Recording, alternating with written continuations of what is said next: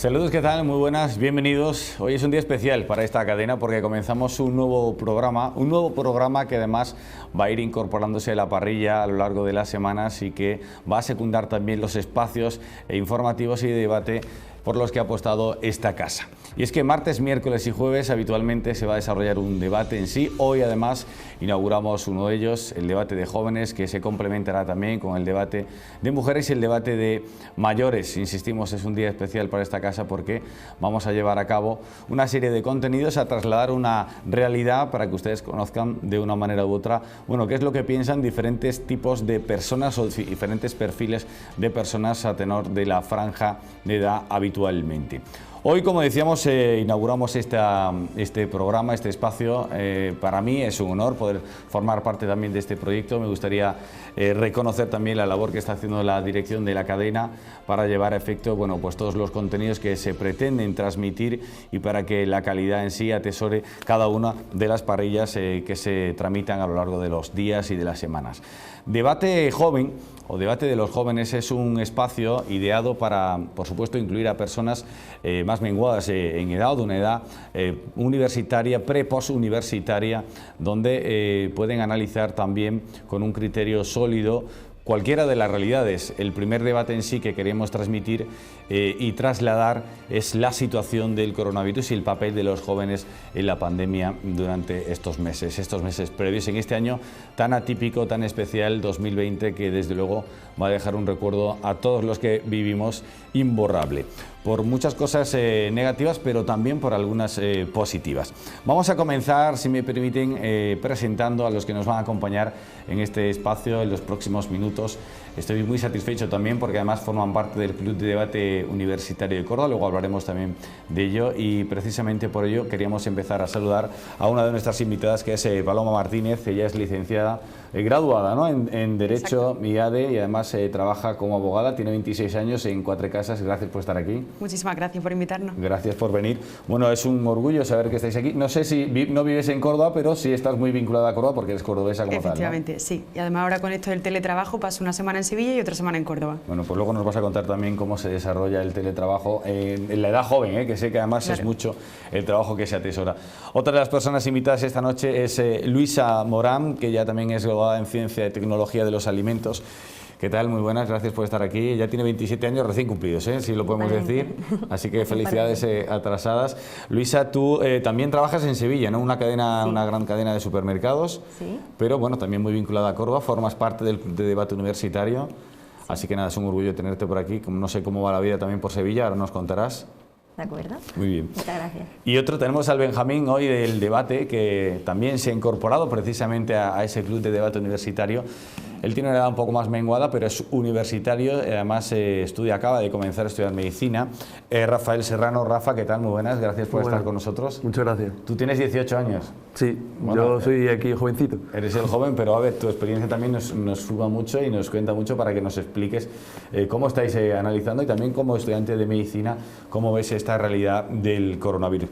Y me gustaría abrir precisamente el debate con un tema que yo creo que traslada, que os va a trasladar un poco al pasado, a tiempos más pretéritos, y que hace alusión a cuando comenzó todo esto, porque al principio de este año 2020 entendíamos el coronavirus como algo lejano y tan lejano que venía desde China, de Wuhan, desde esa ciudad que nadie prácticamente conocía, salvo los que sí hemos estado precisamente allí en China, pero no era una ciudad muy reconocible, aunque era amplia en sí. Parece que el tema del coronavirus llegaba desde lejos, no lo percibíamos como tal y de repente inundó, la OMS decretó esa pandemia y inundó también nuestra sociedad y por supuesto nuestra etapa, nuestra esfera continental. Me gustaría, empiezo por ti, pues que es la primera que hemos saludado, Paloma. Bueno, ¿cómo entendisteis el coronavirus desde el principio? ¿Fue un tema bien entendido, bien explicado? ¿Lo percibisteis como tal los jóvenes? No, desde mi punto de vista entiendo, respetamos que evidentemente había mucha desinformación respecto de esta enfermedad, de esta pandemia, pero creo que tenemos que ser sinceros en que la información vino mal y vino tarde. Nosotros lo veíamos de Wuhan muy lejano, después se trasladó, pasó a Europa y veíamos aquellos casos en Italia y creo que desde ese momento ya podíamos haber empezado a reaccionar mejor, pero la información, al ser una enfermedad tan novedosa, creo que sí que vino tarde. A nosotros, desde luego, por lo menos aquí en España y en mi opinión, creo que lo veíamos como algo muy lejano y de pronto llegó y no estábamos preparados. Hay un refrán que dice que, bueno, cuando veas las barbas de tu vecino cortar por las tuyas a remojar o algo así, ¿no? Quizá tardamos mucho en remojar las barbas aquí en Europa. Bueno, hay que decir evidentemente de España, que forma parte del continente. Totalmente de acuerdo con Paloma. Al final creo que nosotros en ningún momento sentimos esa enfermedad como una amenaza para Europa, ni mucho menos para España, teniendo incluso los casos tan cercanos de Italia. Entonces, esa reacción tarde es lo que al final yo creo que en parte ha desencadenado que hayamos pasado episodios pues, más graves del que podíamos haber tenido. De cualquier modo, al final en España la situación, como se ha ido desarrollando, ha sido también mucha incertidumbre, porque lo que en un primer momento se decretó como un estado de alarma, pensábamos que iba a ser un periodo muy limitado de tiempo, y al final fíjense la de meses que han pasado y aún estamos de lleno en esa crisis. Bueno, una crisis que nos ha inundado incluso también, no solo el estilo de vida, sino evidentemente la forma, los pensamientos y te diría que muchas cabezas han cambiado también por culpa del coronavirus. A ver, esta pregunta que te voy a hacer, Rafa, creo que es un poco comprometida porque además acabas de empezar a estudiar medicina, pero bueno, tú ya debías tener un vínculo previo con esta disciplina, ¿no? Con esta carrera universitaria. Fíjate, aquí al principio decían que en España podía haber 1 o 2 casos a priori. Y fíjate cómo hemos acabado, ¿no? Este ámbito médico, a ver, entiendo que es difícil de prever epidemiológicamente si los datos que reciben de fuera o externos no son tan fiables o como los que finalmente luego se han sucedido. ¿Este ámbito médico es fácil de tasar, una pandemia de estas características que se haya anunciado como se ha anunciado y que la hayamos vivido aquí así? A ver, esto no es nunca fácil de tasar porque no sabemos el índice de contagio que va a tener una nueva enfermedad, cómo se está desarrollando en otros países y cómo va a afectar a nuevas poblaciones, las medidas que se han tomado en esos países, si van a ser efectivas, no van a ser efectivas, o incluso si van a ser efectivas aquí en España. O sea, cada país o cada cultura tiene, y lo hemos visto en esta crisis, diferentes países han tomado diferentes medidas y algunos han sido exitosos y otros no. Entonces, realmente desde el punto de vista médico no es relativamente fácil prever, pero sí es verdad que, vamos, no hablo por mi experiencia personal, pero varios médicos estuvieron advirtiendo de, oye, esto no es ninguna tontería. Y yo creo que ese fue el principal problema, que no se pudo comunicar totalmente no solo a los jóvenes, como venimos hablando hoy, sino a la sociedad entera, que el coronavirus no era ninguna tontería, como todos pensábamos. Me parece bien que toquéis el tema, bueno, lo habéis de alguna manera proyectado cada uno de vosotros, habéis hablado de una reacción no inmediata ante esta pandemia inicial. Evidentemente la incertidumbre que podía generar la misma, ámbito social y bueno, ámbito personal también, las medidas que se han ido desarrollando, a lo mejor no con la velocidad que a lo mejor requería la situación, y el hecho de la divulgación, de la comunicación, algo que de alguna manera forma parte de nuestro ámbito. ¿Vosotros entendéis si esta divulgación sobre el coronavirus a día de hoy todavía se ha efectuado con certeza o no se ha efectuado con un criterio sólido como para que la gente perciba, como decía Rafa, como apuntaba Rafa, que esto es un problema tan gravoso, que era un problema tan gravoso y que a día de hoy se sigue entendiendo como tal? El ámbito de la divulgación. El ámbito de la divulgación creo que ha sido muy contradictorio. Había mucha información, por otro lado mucha desinformación de la población. Creo que no se ha sido del todo transparente a la hora de comunicar los casos, las medidas, la situación. Entonces, al final, esa desinformación y sobre todo las contradicciones de información de un día a otro es lo que ha hecho que incluso la misma población no tengamos clara ni cuáles son las restricciones, ni a qué enfermedad nos estamos enfrentando, ni cómo tenemos que afrontar estas medidas. La divulgación, bueno, en toda la vida es importante estar informado, es algo de lo que de alguna manera queremos transmitir a través de los medios de comunicación.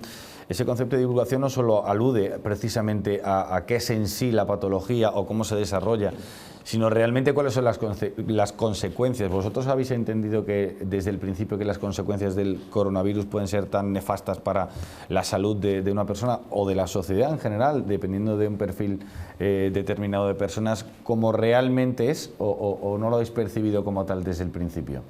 A ver, yo creo que en general los jóvenes del principio, no solo los jóvenes, sino en general toda la población al principio pensábamos que esto era, como bien decíamos, una gripe más. Es decir, una gripe un poco más fuerte, iba a estar más días en tu casa y ya está. ¿Qué ha pasado? Conforme se ha ido desarrollando la pandemia, han habido muchos datos contradictorios de gente que decía que sí, que sigue siendo una gripe más, gente que no, que causaba efectos secundarios. Entonces, desde nuestra experiencia, por lo menos desde la mía, hoy en día lo que ha faltado es la conciencia, es decir, no solo el hecho de cómo transmitirle a las personas qué es la pandemia, sino el cómo concienciarlas de lo que puede pasar realmente si no tomamos estas precauciones. Y precisamente yo creo que ha sido esa el mayor fallo, la falta de concienciación a la sociedad de lo que nos estamos enfrentando. ¿Y la responsabilidad de esto de quién es o quién entendéis que la tiene?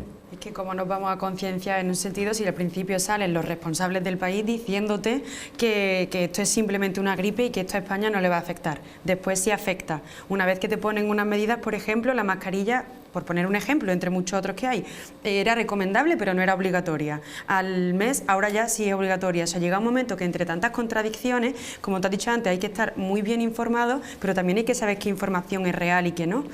Entonces yo creo que ahí ha estado el punto de inflexión que la gente en muchísimas ocasiones ha utilizado o le ha servido como herramienta o como excusa para no tomarse tan en serio la enfermedad como realmente lo es. Esta falta de información, sumándose a esta contradicción, hacía que al final no hubiera la concienciación de la que hablaba Rafa antes. O sea, entendéis que había un grave problema de percepción en sí de la pandemia, o mejor dicho, de la patología que genera, las patologías que genera las enfermedades que puede tramitar el propio coronavirus. Y decía, ¿y a quién achacáis un poco esto? ¿Son los responsables, son los que dirigen el país, los políticos, es el gobierno, son las autoridades sanitarias? Porque aquí hay un papel supranacional, que es también el papel de la Organización Mundial de la Salud, de la propia OMS, que al principio también mandaba mensajes contradictorios. ¿Vosotros qué percepción tenéis de quién es el verdadero responsable de que se haya llegado a estas consecuencias aquí? Y os voy a trasladar la misma pregunta, teniendo en cuenta lo que ha ocurrido en España y lo que ha ocurrido en otros países. El manejo de la pandemia no ha sido exactamente igual en España que en otros países. Hablo de países muy cercanos, como pueda ser, por ejemplo, Portugal, que lo tenemos aquí al lado, o incluso Grecia, o la incidencia que ha tenido también el coronavirus en Alemania, o en otros países que forman parte de nuestro continente o de la Unión Europea. ¿De quién es la culpa de que esto no haya tenido un criterio uniforme ya desde el principio? Bueno, a ver, yo por retomar un poco también la parte de concienciación y relacionarla con culpable o no, yo creo que esa concienciación ha ido avanzando a lo largo que hemos sido conscientes de la situación que estábamos viviendo. Al principio no se conocía, no éramos conscientes ni jóvenes ni mayores, por falta de información. Una vez que ha ido avanzando la pandemia, hemos ido tomando conciencia no solo de los riesgos, sino también de las medidas que tenemos que tomar para controlar esta pandemia, pero la pena que me da es eso, que al final busquemos culpables o hablemos de quién sí y quién no.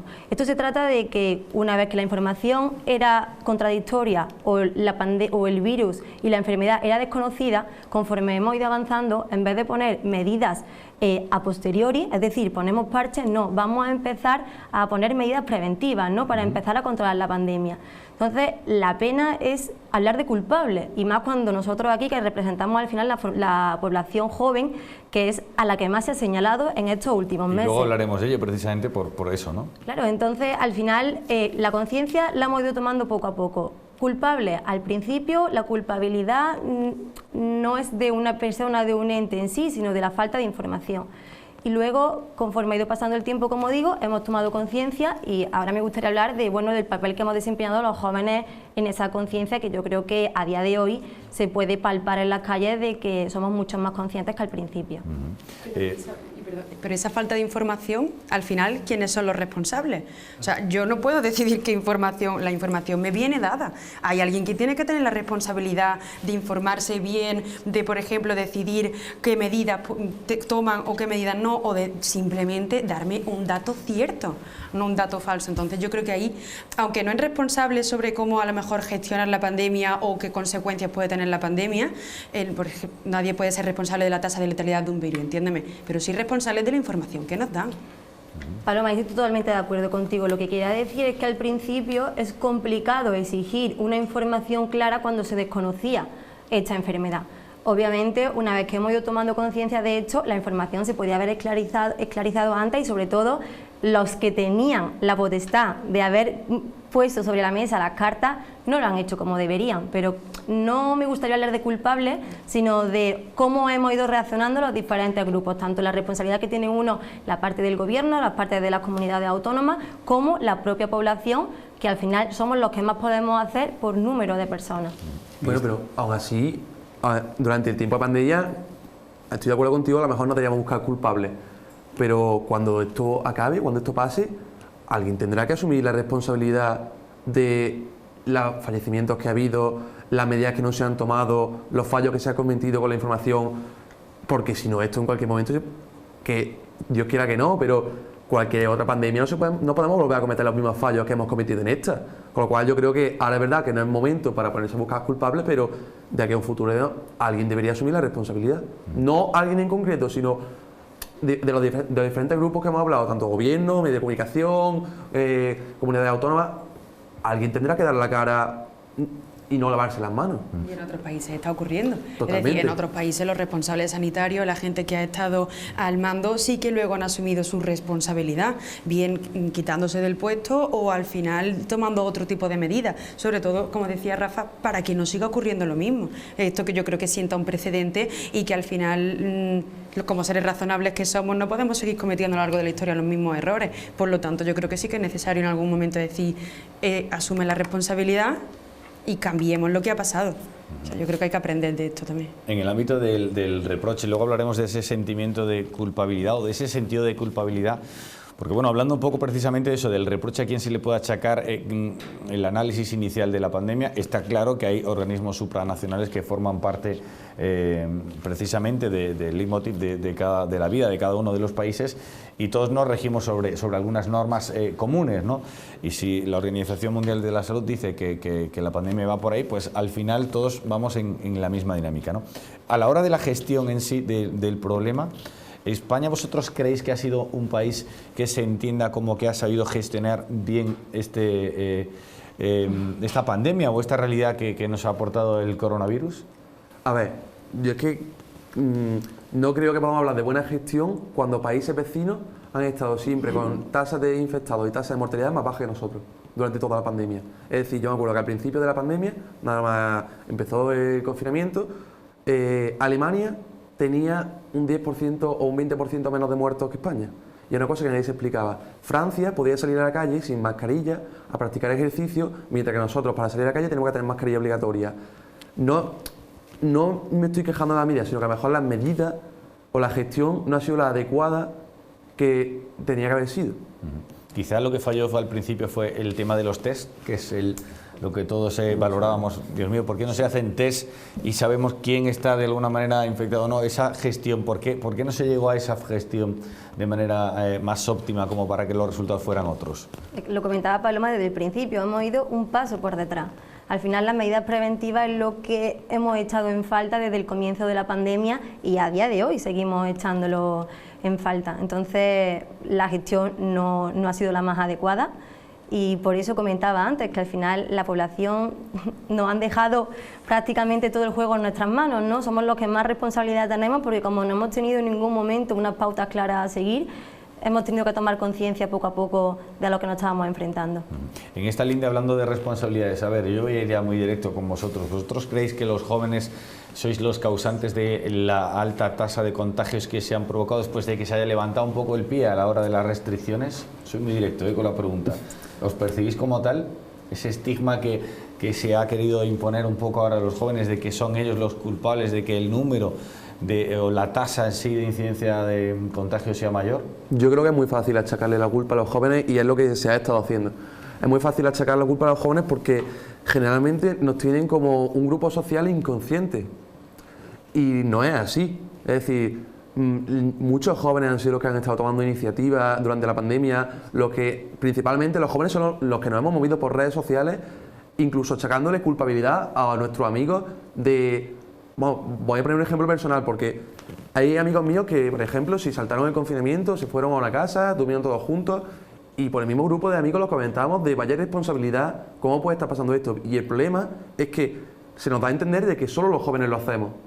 Y esa conciencia no es de los jóvenes, es de la sociedad en general. Es decir, hay muchísimos grupos de mayores que se han saltado tanto confinamiento perimetral, confinamiento en sus casas, que van por la calle sin mascarilla, que cuando vi el horario de salir a la calle por horas para pasear, han salido de horas que no eran porque simplemente sus horas no les gustaban. ¿Qué pasa? Que eso no da juego. El juego da el echarle la culpa a los jóvenes porque al final el grupo más vulnerable durante esta pandemia, sin ninguna duda, han sido los más mayores. Pero los jóvenes somos los más fáciles de achacar la culpa por esa inconsciencia que nos tienen premeditada. Os duele mucho, ¿no?, que os echen la culpa de esto, entiendo. Sí, y igual que de directa era tu pregunta, que yo creo que igual de directa es la respuesta de los tres, y es que no somos los culpables de esto. Y es que también hay que entender que no se puede generalizar, que hay un ejemplo concreto de una fiesta concreta que ocurre, evidentemente eso está mal, se están saltando la ley, nosotros los jóvenes somos los primeros que lo criticamos, pero es que eso no es lo normal. También nos gustaría que saliese en los medios de comunicación la cantidad de jóvenes que hay implicados, la cantidad de enfermeros y de médicos que sin haber acabado la carrera se han puesto a pie del cañón para intentar ayudar, la cantidad de jóvenes que han hecho la compra durante la época que estábamos confinados y se la han intentado llevar a sus vecinos más mayores para que no salieran. Es que los jóvenes estamos muy concienciados. Evidentemente, cuando vivimos con nuestros padres, con nuestros familiares y abuelos, nos cuidamos y respetamos más que si viviésemos en una casa solamente con gente joven o con nuestra pareja, pero estamos muy concienciados y eso no sale en la tele. Esa es la impotencia que nosotros como jóvenes sentimos. No somos los culpables, evidentemente. Luisa. Sobre todo yo creo que lo que señalaba Paloma es importante, ¿no? El joven que vive con sus padres del joven que ya se ha independizado, ¿no? Estos rebrotes, o como decía Paloma, las fiestas puntuales que se han dado dentro universitarios, es precisamente gente que ya se ha emancipado de su casa, que por tanto la percepción del riesgo es menor, ya que al llegar a su casa y no tener ni a padres ni abuelos en convivencia con ellos, es lo que ha hecho que tomen menos conciencia en un primer momento. Pero creo que al final el papel del joven ha sido un papel normal, ¿no? Nosotros tenemos que tener en cuenta que veníamos de un confinamiento de 2 meses y medio, un largo proceso de desescalada, en el que en cuanto a una persona joven o no joven le da la oportunidad de salir, va a aprovechar cualquier oportunidad, ¿no? Nosotros somos seres sociables, seres que necesitamos de los demás para vivir, y más en el ámbito de edades pues entre los 15 30 años, en el que, o incluso más jóvenes de 20, 25, 15, 20, donde el grupo es la vida. O sea, al final, no sé, el Rafa, 18 años, universitario, muchos decimos, en la época universitaria es el mejor momento de nuestras vidas, ¿no? Para disfrutar con tus amigos, para salir, para entrar, para conocer. Tenemos que ser conscientes de que hay mucha población en ese rango de edades y que lo que ha pasado es normal, el querer relacionarnos.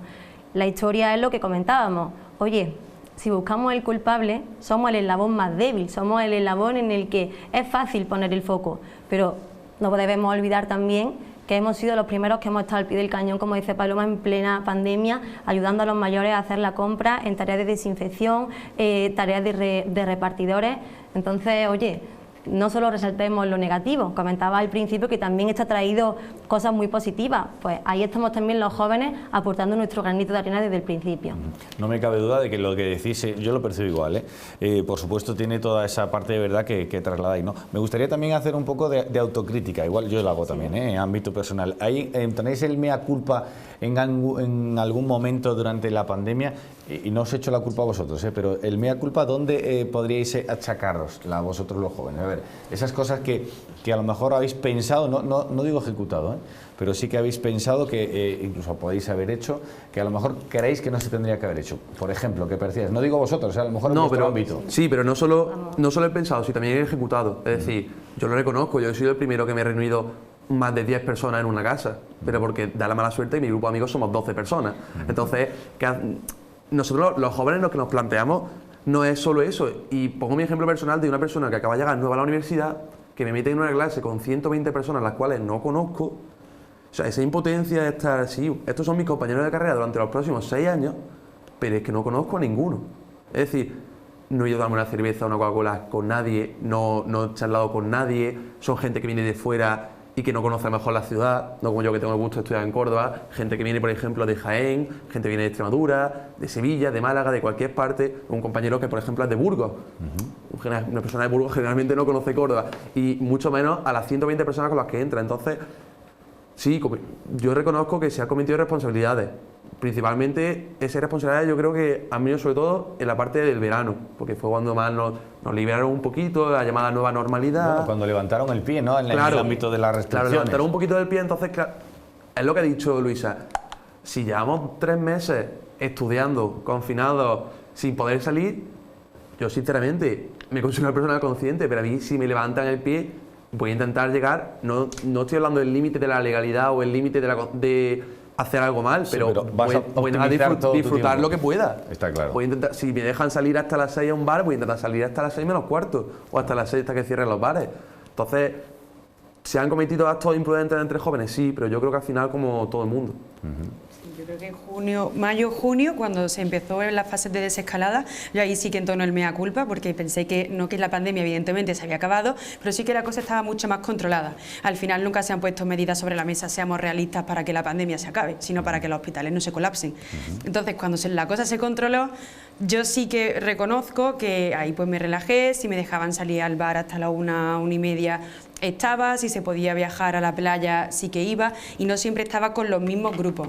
Y también reconozco que hasta que no tuve el primer susto cercano de un contacto... Ahora os iba a preguntar precisamente por el contacto que habéis tenido Claro, con la enfermedad. hasta que yo no tuve, en mi opinión personal, hasta que no tuve el primer susto por estar en contacto directo con un positivo y tener que pasar por la fase de hacerme la PCR, vi que estaba poniendo también ahí a mi familia en peligro, ahí fue cuando ya yo misma, aunque me levantaran el pie del acelerador, volví a pisar el freno. Tuve que pasar, como por así decirlo, por ese proceso, pero también siempre dentro de respetando que estábamos haciendo cosas que en ese momento nos dejaban. Claro. El contacto que habéis tenido con, bueno, a ver, iba a decir, la enfermedad, con las consecuencias que genera el coronavirus, cercano, ¿habéis tenido algún caso cercano, reconocible, incluso, no sé si habéis tenido alguna desgracia ya personal en este ámbito?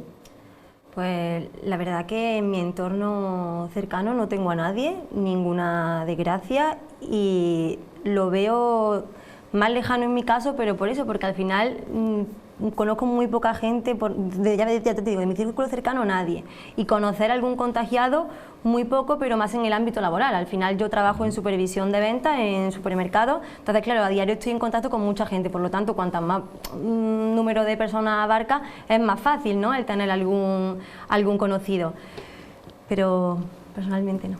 Tú decías sí que sí tenías, ¿no? Sí, Paloma. yo tuve un amigo que dio positivo y habíamos estado justo el fin de semana de antes comiendo juntos varios, y entonces ahí pues sí hubo un poquito de susto, y después también por parte de familiares sí que también lo han pasado, evidentemente, o gracias a Dios, lo han pasado con síntomas leves, no ha habido nada grave, pero en el momento en el que ya deja de ser algo que escuchas en la tele o en los medios, claro, y pasa a ser algo que está en tu casa y tienes que hacer la cuarentena, ahí sí que te tomas conciencia y ves que está mucho más cerca. Yo en esta parte estoy como Luisa. Yo tengo la suerte de que dentro de mi círculo más cercano es cierto que hemos tenido varios sustos de posibles positivos, pero que realmente luego han sido negativos.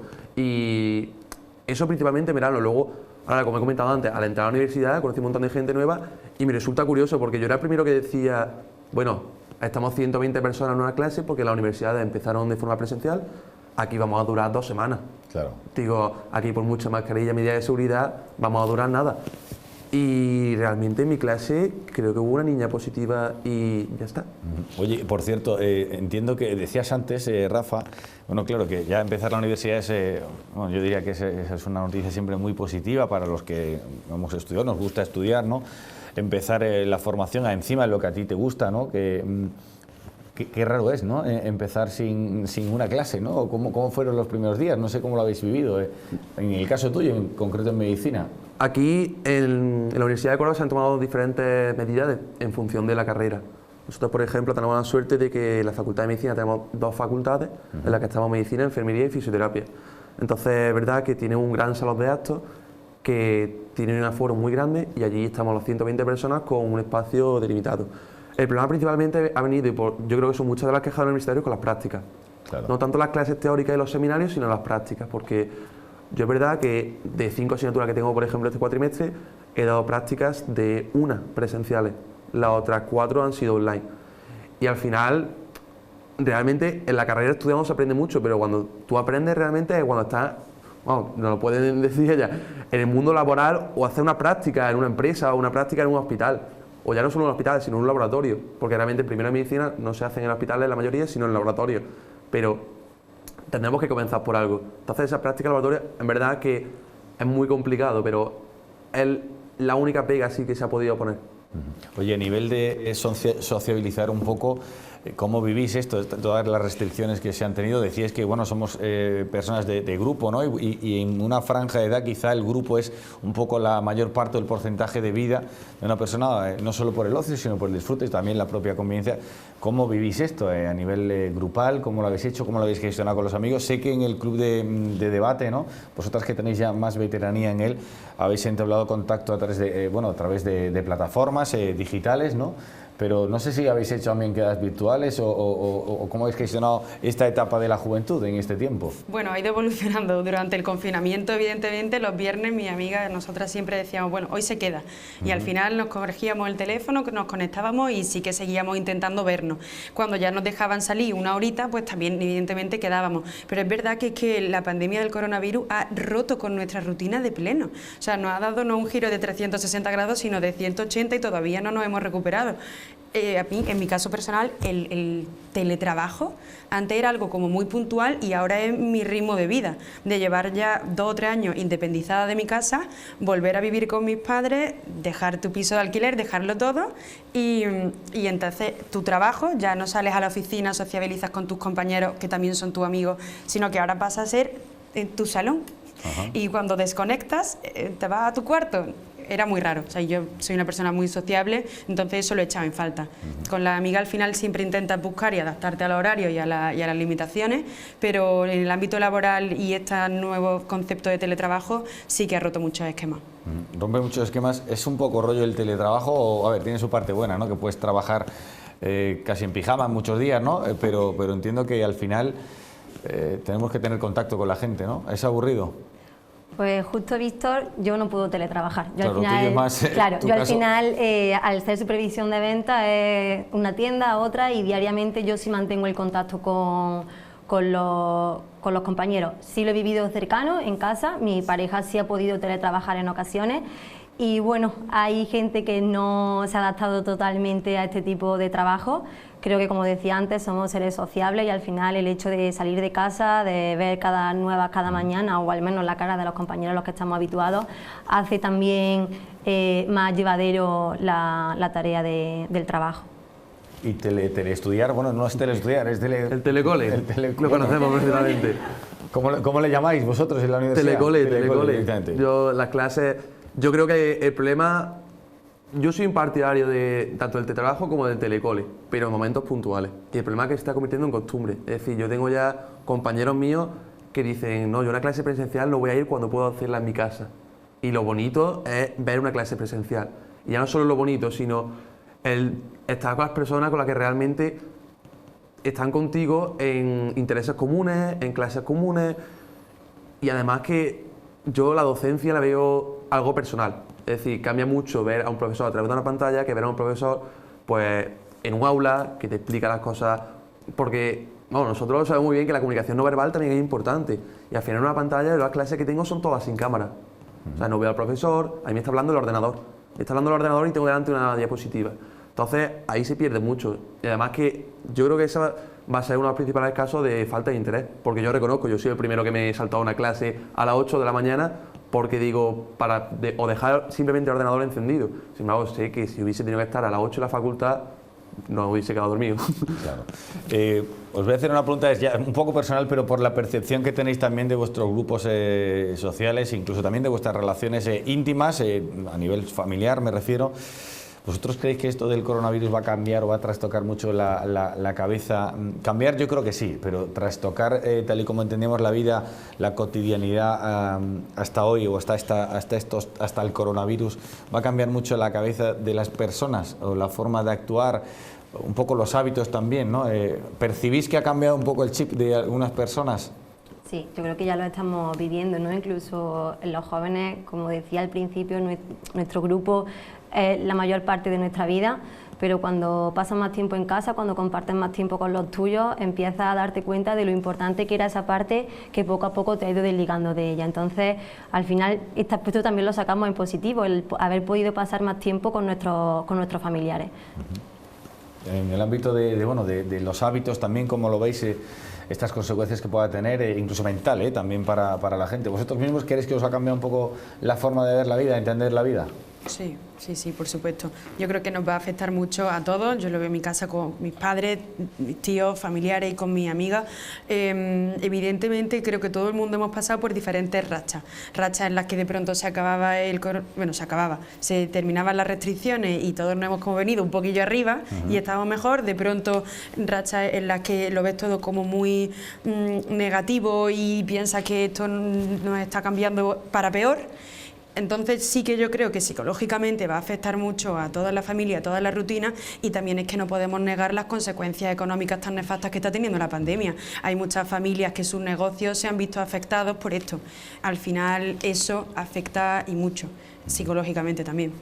En el ámbito de la psicología, a ver, tú que estás muy más pegado un poco al ámbito sanitario, ¿se habla mucho de esto también en la universidad, en medicina, en la carrera universitaria en medicina o no? Ahora ya no tanto, se habló mucho durante el confinamiento, pero porque, como ha dicho Luisa, los seres humanos somos seres sociables y principalmente los primeros años de nuestra sociabilidad, por así decirlo, es decir, cuando entramos en el colegio, cuando entramos en educación secundaria, cuando entramos en un bachillerato, son claves para hacer nuevos amigos, para saber tratar con las personas, porque hoy en día estamos, tanto con las redes sociales como con otros medios, cada vez estamos las personas más inmersos en nuestro mundo. Y el confinamiento, además, a nivel psicológico, ha causado un crecimiento, pero por otra parte un decrecimiento en cuanto a las relaciones sociales con otras personas, con personas mayores o simplemente con tus propios amigos. ¿Creéis que la gente se ha vuelto más crítica? Es decir, no sé, creo que es más fácil como que la gente ahora critique todo lo malo que hace alguien en vez de pararse a pensar que no todos hemos cumplido la ley o la normativa a rajatabla. ¿Tú crees que lo preguntas un poco porque a lo mejor la gente tiene más tiempo a analizar cosas, ¿no? O dices, ¿no? La gente critica mucho todo. No sé, creo que en vez de... ¿Y los jóvenes criticáis mucho o no? Pero es que principalmente, ahora el ejemplo más claro de la crítica es de la vacuna. O sea, hemos vivido toda la pandemia con ansias de una vacuna. Y ahora que está llegando la vacuna, mucha gente no se la quiere poner o no está... Es que no sé cómo estáis de acuerdo en esta posición. Bueno, claro, pero cualquier cosa que nos dice... ¿Tú te la pondrías ahora mismo si ya la tuvieras aquí? Yo me la pondría sin ninguna duda. Yo también. Sí. Yo también. Tú también. Pero ¿no? porque esa vacuna ha pasado varios filtros. Es decir, nos creemos cosas... es que me resulta muy gracioso porque en redes sociales se está moviendo mucho este tema. Nos creemos el batido de nuestra prima, pero no nos creemos una vacuna que ha sido desarrollada por los mejores científicos del mundo y que ha pasado no sé cuántos filtros de seguridad y en otros pocos filtros de la OMS. Entonces me resulta curioso esa crítica y esa desconfianza que tenemos tanto en nuestro país como en otros. Estoy hablando de la sociedad en general. Oye, los jóvenes están muy pegados al ámbito de las redes sociales, aunque esto desde luego va a dar para otro debate seguro y hablaremos de ello más adelante. Pero ¿cómo lleváis el tema de las conspiraciones o conspiranoias en redes sociales? Bueno, al final... En redes sociales hay muchas fake news, al final es muy complicado identificar qué es verdad y qué no. Yo creo que al final depende de cada uno, ¿no? La crítica que tenga personal, la capacidad que tenga de análisis y sobre todo el construirnos una percepción de la realidad que sea la que realmente es. Información, mucha, actualizada. Os llega mucha, ¿no? Porque claro, bueno, os llega a todos, de cualquier modo, me da pena que efectivamente con la de redes sociales y con lo enganchados que estamos los jóvenes en las redes sociales no haya habido una campaña masiva de concienciación, ¿no? Al final, bueno, es verdad que se hizo una más potente en la Comunidad de Madrid, pero no todas las comunidades han sido capaces de desarrollar una campaña de concienciación mediante redes sociales que realmente pueda llegar de lleno a los jóvenes. Eso yo también lo he echado en falta. Al igual que he echado en falta, como hablábamos antes, al tener que haber recortado en parte nuestras relaciones sociales, también hemos tenido una carencia emocional que en ningún momento desde los medios o desde el gobierno han sabido tratar. Oye, hay edades muy críticas en un adolescente en las que si no se tratan ese tipo de patologías que se puedan desarrollar teniendo en cuenta los meses de confinamiento o el periodo, ¿no?, en el que vivimos ahora, Rafa lo comentaba, una telecole hemos comentado como... Al final es una realidad muy diferente a lo que estaban acostumbrados o a lo que se pensaban que iban a ser la entrada al periodo universitario. Entonces las redes sociales podían haber ayudado mucho más de lo que realmente están ayudando. ¿Las conspiranoias cómo las lleváis? ¿Las seguís, las arrastráis, las entendéis? ¿Os creéis cosas que luego decís, ostras, igual esto es mentira? Yo es cierto que yo soy muy fanático pero no solo del tema del coronavirus, sino en general. En general, me gustan mucho esos temas. No solo para creérmelo, sino para darme cuenta de poder mirar un paso más allá. Es decir, de que no creerme todo lo que me cuentan. Es decir, puede ser lo que hemos comentado antes, tener un poco de análisis crítico para saber, pues esto a lo mejor es una conspiración más que alguien se ha inventado, o esto, mira, a lo mejor me da un poco más de la espina X cosas. Es verdad que aquí en tiempo de coronavirus se han contado muchas, demasiadas diría yo, y en redes sociales también muchas, pero es bueno de vez en cuando abrir un poco la mente de nuestro ámbito más cerrado, que realmente en mi ámbito cerrado no se mueve ninguna, o sea, mi amigo, a lo mejor ninguno se ha planteado que esto pueda ser algo, pero realmente sí lo hemos visto en varios programas de televisión y en varios medios. Bueno, te voy a hacer una pregunta un poco más personal, porque además tú estás ligada al ámbito de la abogacía, evidentemente trabajas en un despacho. Sí. No sé si esto ha afectado también al ámbito de las denuncias, de que la gente se haya reactivado para decir, oye, mira, aquí están pasando cosas y vamos a ir a por... No sé si ha ocurrido, ¿eh? Sí, o sea, en épocas de crisis, y además España es un país muy litigioso, nos gusta mucho... Que se lo pregunten a los juzgados, ¿no? Que están hasta la bola. Ahora hay muchísimo más trabajo. Entonces sí que es verdad que ha aumentado bastante y que se nota que la litigiosidad y que estamos ahora mismo hasta arriba de trabajo, pero también yo soy de la opinión de que prefiero una conspiranoia, un litigio o que después un juzgado resuelva a que me corten en los canales de información. Pienso que ahí es donde estaría el principal perjuicio de esta sociedad si ahora de pronto empiezan a ponernos límite a la información. Al final, si hay una fake news, si hay una información falsa, siempre se va a poder denunciar y se va a poder resolver en un juzgado. Si nos quitan esta libertad, ahí es cuando vamos a tener los principales problemas ya a nivel también de derecho y a nivel social, evidentemente. ¿Creéis, y ya nos queda muy poco tiempo, pero sí que me gustaría transmitiros, ¿creéis que se nos ha mermado un poco la libertad que creíamos que teníamos? ¿O esta es la libertad ahora? A ver. Por supuesto, desde el minuto uno en el que hay un pleno confinamiento, ahí totalmente coartada la libertad de la que gozábamos. ¿Y lo justificáis, el confinamiento? A ver. Sí. Yo entiendo que son medidas que hay que tomar. Va a ser mejor, es lo que venimos hablando durante todo el debate, ¿no? Que se han tomado medidas que han sido las que se han considerado necesarias, pero a lo mejor no eran las necesarias. Que me coarten la libertad y que me pongan un confinamiento lo voy a respetar siempre si es por un bien común o por una seguridad común. Que aprovechen el confinamiento para hacer otras cosas que afectan a otros derechos políticos de los ciudadanos en intereses particulares del gobierno, eso es lo que no voy a entender ni a respetar nunca. Este es un buen melón el que has abierto, Paloma, porque este melón sí queda para otro Mira debate. que estamos en el final ya. Yo no sé, pero siempre suele ocurrir, ¿eh? De todas maneras, a ver, lo bueno de esto es que podemos secundarlo en programas sucesivos. Es cierto, yo soy mucho de leer el BOE, que yo no sé si tenéis ese defecto o de leer el BOE habitualmente. Quizá tú sí, ¿no? No me queda remedio. Yo para enterarme bien de las restricciones. Bueno, pues echarle un vistazo de vez en cuando porque os sorprendería muchas cosas que han estado ocurriendo. Pues así vamos a llegar al final de este programa. A ver, yo me quedo con el sabor de poder hacer más cosas y decir más cosas.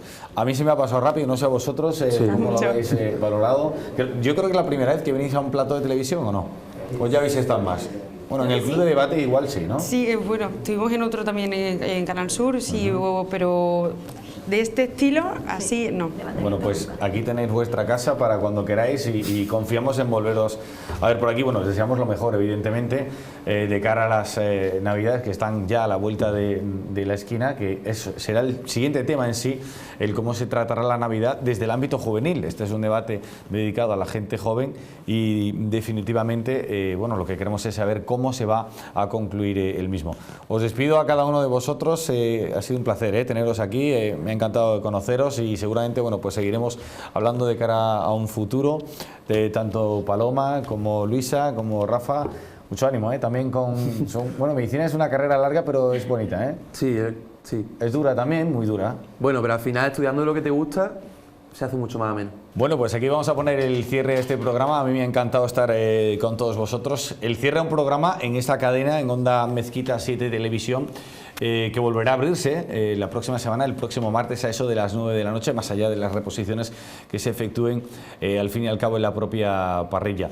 Vamos a poner el cierre de este espacio que ha durado este tiempo y que volverá a aperturarse, insistimos, la próxima semana aquí en Onda Mezquita 7 Televisión. Ha sido un placer poder compartir estos minutos de televisión con todos ustedes. Confiamos en haber cubierto sus expectativas y les emplazamos evidentemente a esa nueva cita la próxima semana. Que tengan una buena semana, al fin y al cabo procuren ser felices. Adiós.